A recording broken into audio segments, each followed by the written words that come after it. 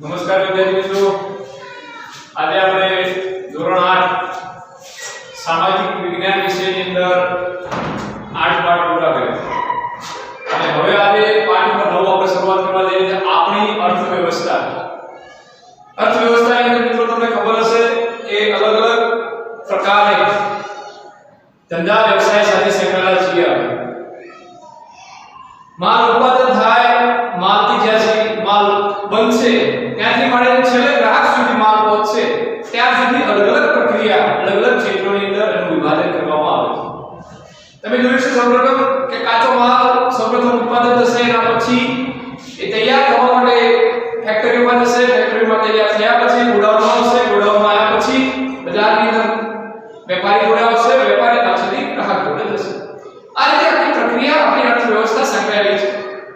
પૈસા માટે જોતા છો મિત્રો કે જ્યારે કાચો માલ ઉત્પન્ન કરવા માટે કોઈ મટીરીયલ હોય, પૈસા હોય, બેંકમાંથી કરવું પડશે, ઉપાડશે, ત્યારબાદ માલ ખરીદશે, ખરીદ્યા બાદ એને ઉત્પાદન કરવાની શરૂઆત કરશે, તૈયાર થયા પછી ગોડાઉનમાં જશે, ગોડાઉનથી બજારમાં વેચશે, એમાંથી પૈસા આવશે, પાછા બેંકમાં જશે. આ રીતે આખી પ્રક્રિયા આપણી અર્થવ્યવસ્થાની અંદર સંકળાયેલી છે. તો મિત્રો આપણે આજે જોવાનું છે કે અલગ અલગ ક્ષેત્રોની અંદર આપણે જે પ્રવૃત્તિઓમાં આર્થિક પ્રવૃત્તિઓ જે કરીએ છીએ આપણા જીવનના માટે, જે પૈસા કમાવા માટે, જે આર્થિક પ્રવૃત્તિઓ પોતાનું જીવન નિકાળવા માટે, પોતાની જરૂરિયાતો પૂરી કરવા માટે જે આપણે આર્થિક પ્રવૃત્તિ આપણા માટે જે પ્રવૃત્તિ કરીએ છીએ એ પ્રવૃત્તિઓ કયા કયા ભાગમાં એનું વિભાજન કરવા માટે, સ્વનિર્ભર થવા માટે કે આપણે પોતાની જે જરૂરિયાત છે એ આપણે આપણી રીતે સ્વનિર્ભર થવા માટે પણ આપણી જરૂરિયાત ઊભી કરતા હોય છે. તો પહેલું મિત્રો એની અંદર વિભાજન કરવા માટે 3 ક્ષેત્રો. એક કોઈ પણ માલનું ઉત્પાદન થશે તો કાચા માલથી મળી દ્વિતીય ક્ષેત્રની સેવા ક્ષેત્ર, અલગ અલગ વિભાજન થશે ત્યારે માલનો એન્ડ થશે. તો એના માટે પહેલું ક્ષેત્ર થશે પ્રાથમિક ક્ષેત્ર. મિત્રો 3 ભાગમાં વિભાજન કરવામાં આવે. પ્રાથમિક ક્ષેત્ર, દ્વિતીય ક્ષેત્ર અને સેવા ક્ષેત્ર. તો એમાં જોઈએ પ્રાથમિક ક્ષેત્રમાં કોનો સંબંધ છે? આપણે કુદરત પાસેથી કેટલી પેદાશો સીધી મેળવીએ છીએ અને એ મેળવ્યા પછી એમાં અલગ અલગ વનસ્પતિઓ હોય, એમાં ઔષધિઓ હોય, વનસ્પતિ ગુણધર્મ, લાખ, પ્રાણીઓ દૂધ, હાડકા, ચામડું, આ તમામે તમામ એ પ્રાથમિક ક્ષેત્રને કીધો સમાવેશ છે. કેમ કે આપણને મળી જશે પણ એનો સીધી સીધો ઉપયોગ આપણે ઘણીવાર કરીએ છીએ. ઘણીવાર ઔષધિઓમાંથી એ જંગલોમાંથી પેદાશો આપણને મળશે, એનું બનાવી અને પછી પણ આપણે એનો ઉપયોગ કરીએ છીએ. તો આ પ્રાથમિક ક્ષેત્ર છે કે ઘણીવાર કુદરત તરફથી પણ આપણને પ્રાથમિક ક્ષેત્રની પેદાશો આપણને મળતી હોય. ત્યારબાદ જળમાંથી માછલા મળે છે, એ પણ તમે જોતા. ત્યારબાદ એક જ રીતે જમીન સપાટી છે ખનીજો મેળવવા માટે, ટૂંકમાં વન ક્ષેત્ર, ખનિજ ક્ષેત્ર, આ તમામે તમામ એ પ્રાથમિક ક્ષેત્રને સમાવેશ છે. કે જે ખનીજોનું ઉત્પાદન છે એ સૌપ્રથમ આપણે પ્રાથમિક ક્ષેત્રના આધારે ખનીજો મેળવીશું અને એ ખનીજોનું શુદ્ધિકરણ કરી પેટ્રોલ, ડીઝલ, કેરોસીન, ડામર આમાં વિભાજન કરીશું અને પછી આપણે એનો ઉપયોગ કરતા હોઈશું. તો એ આ પ્રાથમિક ક્ષેત્ર.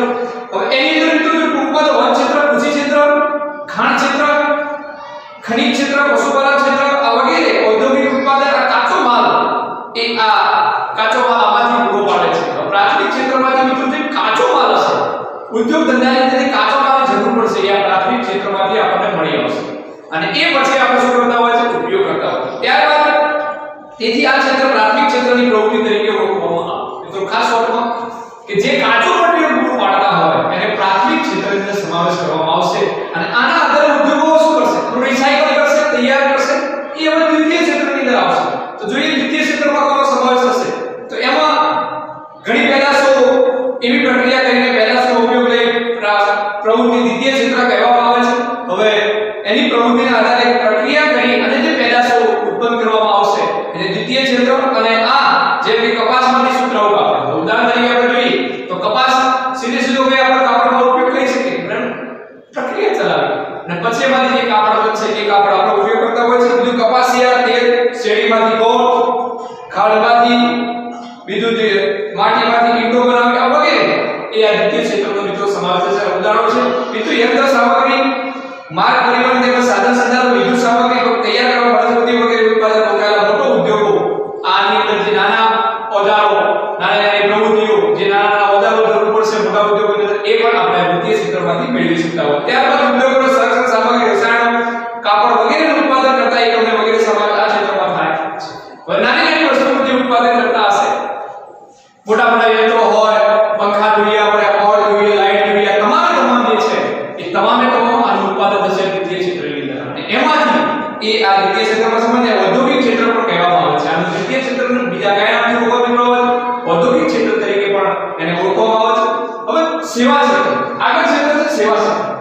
સેવા ક્ષેત્રની અંદર કોનો સમાવેશ કરીશું કે જે વસ્તુનો વપરાશ કરશે ઉપયોગ કરશે એને સેવા ક્ષેત્રમાં સમાવેશ કરીશું.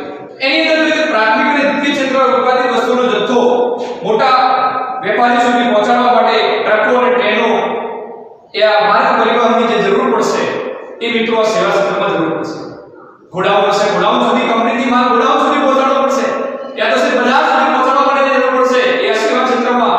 ઉત્પાદન અને વેપારમાં સહકાર સાધવા માટે ટેલિફોન, પત્રચાર, બેંકો પાસેથી વ્યાજે લેવાના મૂડીની પણ જરૂર પડે.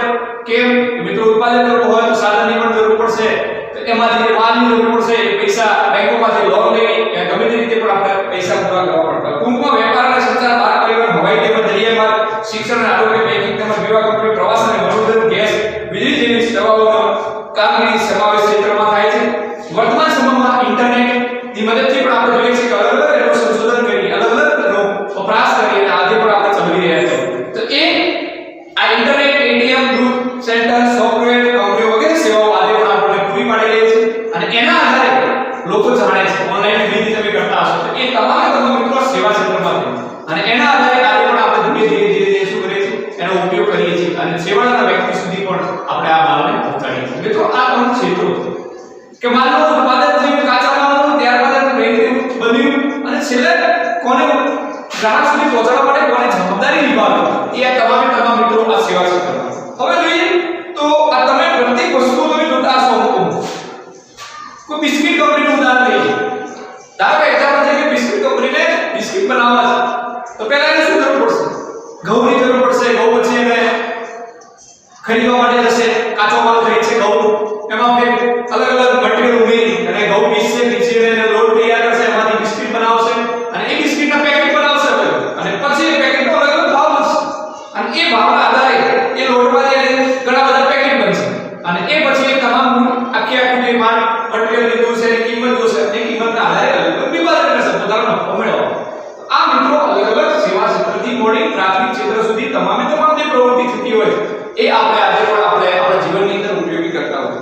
હવે જોઈએ તો આગળ વાત છે આર્થિક પ્રવૃત્તિઓનું વર્ગીકરણ માલિકીના આધારે. હવે ભારતની વિવિધ આર્થિક પ્રવૃત્તિઓ થાય છે, આપણે જોતા હોઈએ અલગ અલગ પ્રકારે આર્થિક પ્રવૃત્તિઓ આપણે કરીએ છીએ. તમે જોતા હશો કે તમે તમારા જીવન નિર્વાહ માટે અલગ અલગ પ્રવૃત્તિઓ તમે પણ કરતા હશો અને એ પોતે પોતાના તમારા મમ્મી પપ્પા પણ તમારા ઘરે કરતા હશે કે પોતાનું જીવન નિર્વાહ માટે, પોતાની રોજિંદી વસ્તુઓ પૂરી પાડવા માટે એ પોતે પોતાની રીતે અલગ અલગ રોજિંદી વસ્તુઓ ચલાવવા માટે પોતે આર્થિક પ્રવૃત્તિ કરતા હોય અને એના આધારે નાણાં કમાય અને પછી પોતાનું જીવન નીકાળતા.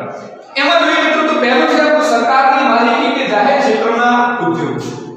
મિત્રો ઉદ્યોગો ત્રણ રીતે અલગ અલગ આવશે, ચાર રીતે. ઉદ્યોગો સ્થાપવા માટે તમે જોયું છે સૌપ્રથમ ભારત દેશ આઝાદ થયો એ વખતે ભારતની અંદર ઉદ્યોગો બહુ ઓછા પ્રમાણમાં હતા કેમ કે અંગ્રેજોએ ભારતના ઉદ્યોગોને ભાગી પાડ્યા હતા. એના આધારે મિત્રો દેશ આઝાદ થયો ત્યારે બહુ પરિસ્થિતિ સંકટમાં હતી.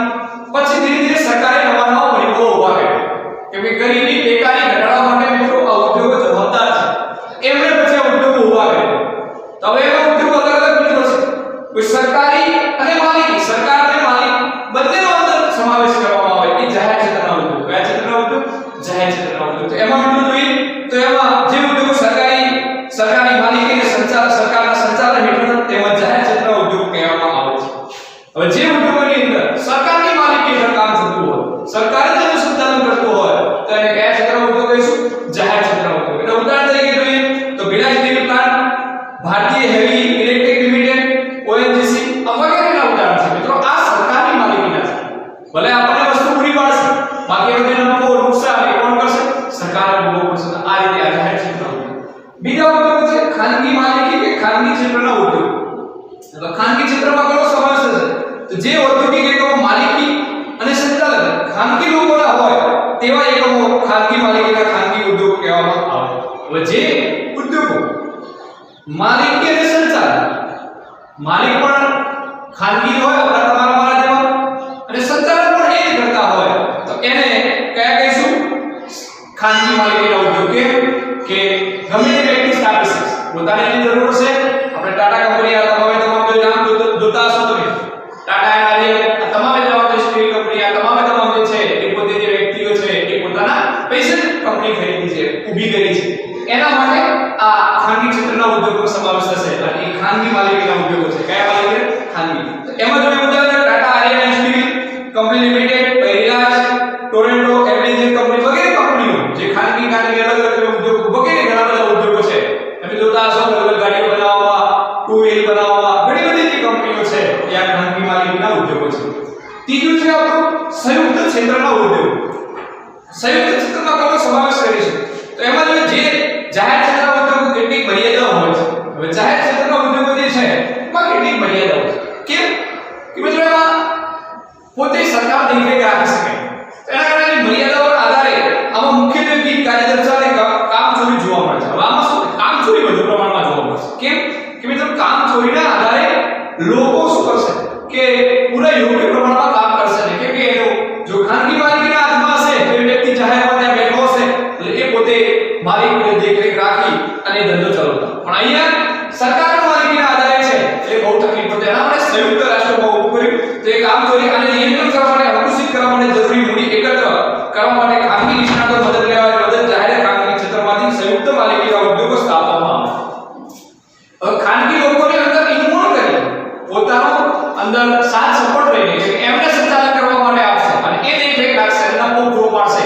એના આધારે આ મિત્રો ચાલતું હોય. જો કે આ ઉદ્યોગો પર સરકારનું વધુ વર્ચસ્વ રહે છે. આના પર શું થાય કે સરકારનું વધુ પ્રમાણમાં વર્ચસ્વ રહેશે કેમ કે આના આધારે સરકાર વધુ પ્રમાણમાં ચલાવી શકશે.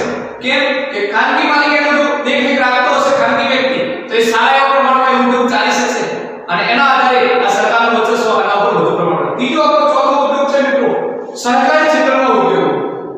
હવે તમે જોતા છો અમુક કમિટીઓ બનાવે મંડળો બનાવે એના આધારે ઉદ્યોગ સ્થાપવામાં આવે છે. એમાં જોઈએ કે દેશમાંથી ઘણી વ્યક્તિઓ આર્થિક દ્રષ્ટિએ સક્ષમ હોતી નથી. હવે આપણી જોડે પૈસા હોય ને ઓછા પૈસા ઉદ્યોગ સ્થાપી શકવા નથી. અભાવ શું કરવું? લોન તો લઈશું પણ લોન લેવા છતાં બી ઉદ્યોગ નથી સ્થાપી શકવાનો. 8-10 નું જૂથ ભેગું થઈ અને એક ઉદ્યોગ ઊભું કરશે એટલે સંયુક્ત ક્ષેત્ર કહેવામાં આવશે. એમાં જોઈએ તેઓ વ્યક્તિગત રીતે ઉદ્યોગ શરૂ કરવા માટે સ્થિરતા હોતા નથી. આવા લોકો ભેગા મળીને મંડળી સંઘ બનાવીને તમે જોતા ઘણીવાર અમારી આજુબાજુ મંડળીઓ સંઘ આ ચાલતા હશે તો એ બધા 4-10 લોકો ભેગા થઈને મંડળી સંઘ બનાવશે અને એ બનાવી અને ઉત્પાદન કરવાની વેચવાની પ્રક્રિયા હાથે એકબીજાના સહકારથી શરૂ થયેલા આ ઉદ્યોગને એકમને સરકારી ક્ષેત્રના ઉદ્યોગ કહેવામાં આવે. એકબીજાના સપોર્ટ આપણે એક્ઝામ્પલ જોઈએ તો બનાસ ડેરી એ પણ સરકારી ક્ષેત્ર છે. એક મિત્રો તમામ સપોર્ટ એમાં એક વ્યક્તિની માલિકી નથી ઘણા બધા વ્યક્તિઓ સંકળાયેલા છે. એ આ બનાસ ડેરી જેવા ડેરી ઉદ્યોગ હોય કારખાના હોય વગેરે આ મોટા મોટા જે ઉદ્યોગો છે અમુક ઉદ્યોગોની અંદર વધુ પ્રમાણમાં મૂડી રોકાણ હોય માલની જરૂર કાચા માલની પડતી હોય તો એ અહીંયાથી પૂરું પાડવામાં આવશે અને એના આધારે મિત્રો તમામની અંદર સપોર્ટ છે અને એ માલ ઉત્પાદન થશે પણ નફામાં એ ભાગીદાર છે અને આને આ સહકારી ક્ષેત્રના ઉદ્યોગ કહેવામાં આવશે અને આ રીતે મિત્રો આ કામ ચાલતું હોય છે. આ થયું સહકારી ક્ષેત્રના ઉદ્યોગ. મિત્રો આપણે જોયું કે આર્થિક પ્રવૃત્તિના વર્ગીકરણના આધારે માલિકી દ્રષ્ટિએ 4 ભાગમાં આ ઉદ્યોગોનું વિભાજન કરવામાં આવે. જાહેર ક્ષેત્ર એટલે કે સરકારની માલિકીના માલિકી હોય અને એનું સંચાલન પણ સરકારના હાથમાં હોય તો એને જાહેર ક્ષેત્રના ઉદ્યોગ કહીશું. બીજું ખાનગી માલિકીના ઉદ્યોગો એ ખાનગી ક્ષેત્રના ઉદ્યોગો કે ખાનગી વ્યક્તિના હાથમાં સંચાલન હોય ખાનગી વ્યક્તિ જેનું સંચાલન કરતા હોય તો એને ખાનગી ક્ષેત્ર. બીજું સંયુક્ત ક્ષેત્ર એટલે કે સરકારનું હોય પણ દેખરેખ ખાનગી વ્યક્તિ આપતો હોય અને ખાનગી વ્યક્તિ ચલાવવા માટે આપતો હોય તો એ સંયુક્ત ક્ષેત્રના ઉદ્યોગો તો સહકારી ક્ષેત્ર. તો 8-10 વ્યક્તિઓ સંઘ યા મંડળી બનાવીને જે ઉદ્યોગ ધંધો કરવાની શરૂઆત કરશે ઉદ્યોગ ધંધો સ્થાપવાની શરૂઆત કરશે વેપાર કરવાની શરૂઆત કરશે એને સહકારી ક્ષેત્રના ઉદ્યોગો કહીશું. મિત્રો આપણે પ્રવૃત્તિમાં ઘણીવાર જોતા હોઈએ છીએ કે ઘણીવાર તમારા મમ્મી પપ્પા કોઈ કામ કરવા માટે જતા હશે બીજાના ઘરે તો એ શું કરતા કે એક સ્થળથી બીજા સ્થળે કામ કરવા માટે જાય એની મજૂરી મળશે અને એ પોતાની જીવન રોટી નિભાવશે. 8 કલાક કામ કરે છે વ્યક્તિ એમાંથી જે આવક મળે છે એમાંથી પોતે જીવન નિભાવે છે.